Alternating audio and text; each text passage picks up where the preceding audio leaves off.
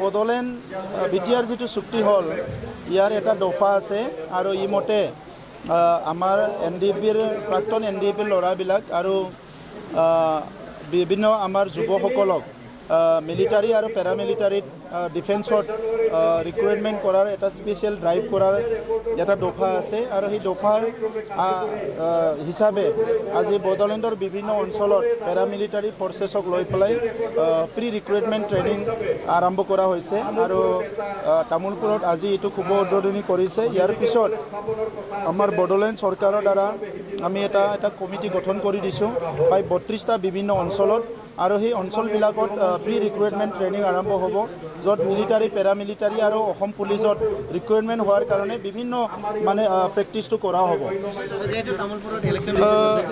তামোলপুৰত election হ'ব, সেইটো যেতিয়া নিৰ্বাচন আয়োগে ঘোষণা কৰিব তেতিয়াই তামোলপুৰত নিৰ্বাচন হ'ব।